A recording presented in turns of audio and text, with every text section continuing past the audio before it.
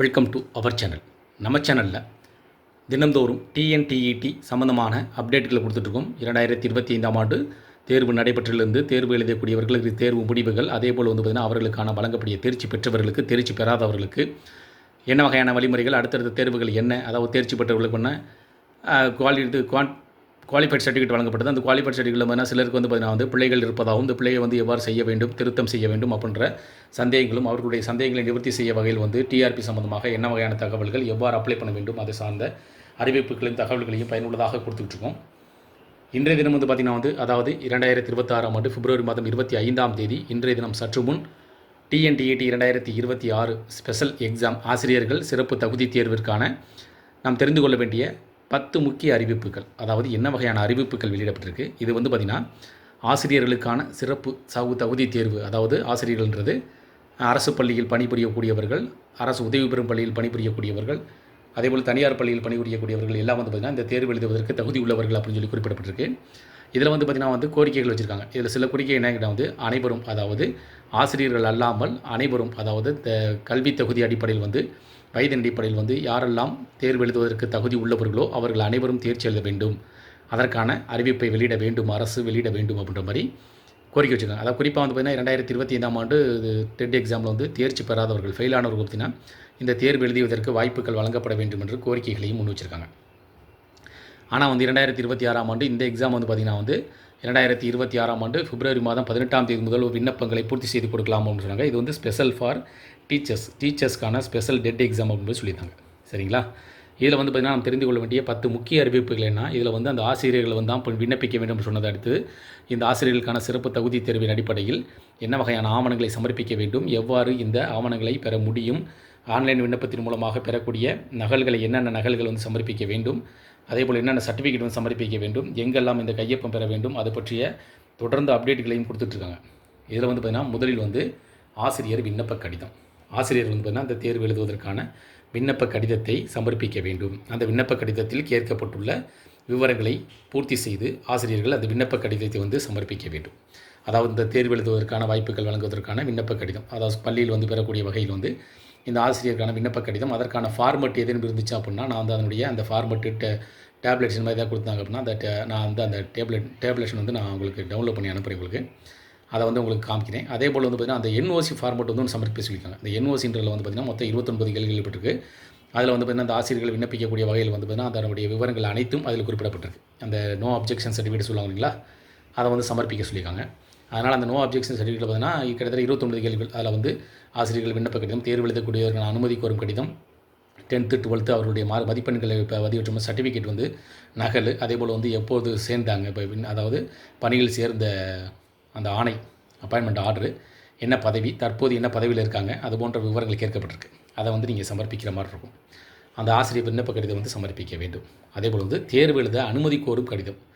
இதில் பார்த்தீங்கன்னா குறிப்பாக 10 ஒரு அறிவிப்புகள் வெளியிட்டிருக்காங்க. அந்த 10 அறிவிப்புகள் அடிப்படையில் நம்ம என்னென்ன ஆவணங்கள் சேகரிக்க வேண்டும், அந்த ஆவணங்களை எவ்வாறு சமர்ப்பிக்க முடியும், விண்ணப்பிக்கும் போது ஆன்லைனில் இதற்கான நகல்களை அப்டேட் பண்ணணுமா அப்படின்ற மாதிரி நிறைய கேள்விகளும் சந்தேகங்களும். குறிப்பாக இந்த 2026ஆம் ஆண்டு டெட் எக்ஸாம் பற்றிய அறிவிப்புகள், ஆசிரியர்களுக்கான சிறப்பு தகுதி தேர்வு என்பதால் அதிகப்படியான சந்தேகங்களையும் கேள்விகளையும் எழுப்பியிருக்கு. அது இல்லாமல் அரசு தரப்பில் நிறைய வகையான விண்ணப்பங்களையும் கடிதங்களையும் சமர்ப்பிக்க வேண்டும் அப்படின்னு சொல்லியிருக்காங்க. தேர்வு எழுதுவதற்கான அனுமதி கோரும் கடிதம், 10th 12th மதிப்பெண்ணுக்கான சான்று, பிஎட், பிஏ அல்லது பிஎஸ்சி முடித்ததற்கான அந்த கான்வெகேஷன் சர்டிஃபிகேட் பார்த்தீங்கன்னா அந்த கான்வெகேஷன் சர்டிஃபிகேட் சமர்ப்பிக்க வேண்டும். ஒழுங்கு நடவடிக்கைக்கான சான்று, அதுமாதிரி குற்றவியல் இல்லை என்பதற்கான சான்று, இதெல்லாம் சமர்ப்பிக்கணும். அதேபோல் பணிச்சான்று, பணி பதிவேடு, பணி நியமன ஆணை, பதவி உயர்வு ஆணை, இதெல்லாம் சமர்ப்பிக்கணும்னு சொல்லியிருக்காங்க. குறிப்பாக பார்த்திங்கன்னா 2026ஆம் ஆண்டு ஆசிரியர்களுக்கான சிறப்பு தேர்வுன்றனால அரசு இன்னொரு அறிவிப்பையும் உத்தரவையும் பிறப்பிச்சிருக்காங்க. அதில் அவர்களுக்கு ஸ்பெஷல் கோச்சிங் கொடுக்கணும். அதாவது அதற்கான நிபுணர்கள் அடிப்படையில் அவர்கள் தேர்வு செய்யப்பட்டு அவர்களுக்கு இந்த பயிற்சி அளிக்கக்கூடிய வகையில் தேர்ச்சி, அனைவரும் தேர்ச்சி பெற வேண்டும் என்பதற்காக பயிற்சி அளிக்க வேண்டும். தேர்வு அவர்களுக்கு தேர்ச்சி பெறக்கூடிய வகையில் பயிற்சி அளிக்க வேண்டும் சொல்லி ஒரு உத்தரவு பிறப்பிச்சிருக்காங்க.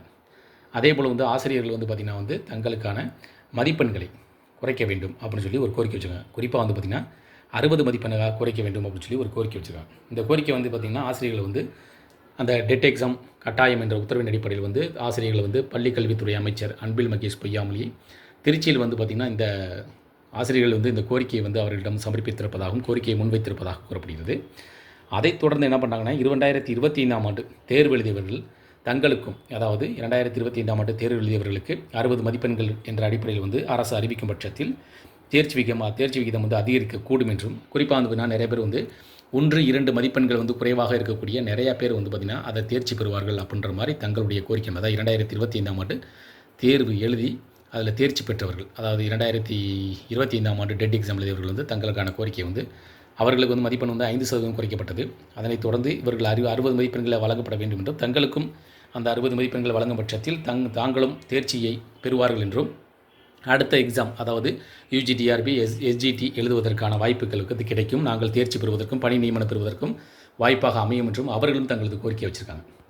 இதில் வந்து பார்த்திங்கன்னா வந்து ஆசிரியர்கள் தகுதி தேர்வு ஸ்பெஷல் டெட் எக்ஸாம் அப்படின்றனால வந்து டீச்சர்ஸ்க்கான ஸ்பெஷல் எக்ஸாம் அப்படின்றனால வந்து அதிகப்படியான கோரிக்கைகளும் கடிதங்களும் முன்வைக்கப்படுகிறது. விண்ணப்பிப்பதற்கான நிறைய வகையான வழிமுறைகள் மாற்றம் செய்யப்பட்டிருக்கு. அதில் வந்து ஆசிரியர்கள் விண்ணப்ப கடிதம், தேர்வு எழுதுவதற்கான அனுமதி கோரும் கடிதம், அதேபோல் இதில் வந்து சர்டிஃபிகேட்லாம் பார்த்திங்கன்னா நம்ம எப்பொழுதும் சமர்ப்பிக்கக்கூடிய ஒன்று தான். அதேபோல் வந்து ஒழுங்கு குற்றவியல் இல்லை என்பதற்கான சான்று, பணிச்சான்று, பணிப்பதிவேடு, பணி நியமன ஆணை, பதவி உயர்வு ஆணை, இதெல்லாம் பார்த்திங்கன்னா வந்து அந்த டீச்சர்ஸ் வந்து ஒர்க் பண்ணக்கூடிய டீச்சர்ஸ், சரிங்களா. இதில் வந்து கவர்மெண்ட் டீச்சர்ஸ் வந்து அந்த IFHRS பார்த்திங்கன்னா அந்த IFHRS நம்பர், அதே மாதிரி பார்த்திங்கன்னா வந்து தனியார் பள்ளியில் பள்ளிக்கூட்டியாக இருந்தாங்கன்னா அவங்களுக்கான யூடைஸ் அப்படின்ற மாதிரி ஒரு நம்பர் கொடுத்துருப்பாங்க. அந்த நம்பர் சமர்ப்பிக்க நம்பர்னு சொல்லியிருக்காங்க. ஏன்னா வந்து ஆசிரியர்கள் தான் அப்படின்றதுக்காக சான்றாக இருக்கும் என்பதற்காக இந்த வகையான ஆவணங்களை சமர்ப்பிக்கும்படி சொல்கிறாங்க. அதே போல் குறிப்பாக NOC சமர்ப்பிக்க சொல்லியிருக்காங்க. NOC வந்து மொத்தம் 29 கேள்விகள் இருக்குது. அதற்கான அட்டவணை வந்து நம்ம என்ன ஃபார்மெட் இருக்குது அப்படின்ற 29 கேள்வி விவரங்கள் உங்களுக்கு தேவைப்பட்டால் சொல்லுங்கள். நான் வந்து உங்களுக்கு என்னென்ன கேள்விகள் கேட்கப்பட்டிருக்கு, அந்த படிவம் எவ்வாறு இருக்கும்ன்றதை நான் காமிக்கிறேன். அதே போல் பார்த்திங்கன்னா தாங்கள் வந்து ஆசிரியர்களுக்கான சிறப்பு தேர்வு மட்டுமின்றி அனைவரும் தேர்ச்சி பெறும் வகையில் வந்து மதிப்பெண்களை குறைக்க வேண்டும் என்றும், அதேபோல் வந்து அனைவரும் தகுதியுள்ள அனைவரும் தேர்வு எழுதுவதற்கு வாய்ப்பினை வழங்க வேண்டும் என்று கோரிக்கை வச்சுருக்காங்க. இந்த தகவல்கள் பற்றி இன்றைய தினம் தெரிந்து கொள்ள பற்றிய உங்களுடைய கேள்விகளுக்கும் பதில்கள் அளிக்கப்பட்டுள்ளது. சந்தேகங்களுக்கும் இதில் வந்து பார்த்திங்கன்னா பதிலளிக்கும் வகையில் வந்து சில வகையான தகவல்கள் குறிப்பிடப்பட்டிருக்கு. இந்த தகவல் வந்து உங்களுக்கு பயனுள்ளதாக இருந்துச்சுன்னா அந்த வீடியோக்கு லைக் பண்ணுங்கள். மீண்டும் இதேபோல் ஒரு பயனுள்ள தகவலில் சந்திக்கலாம். நன்றி.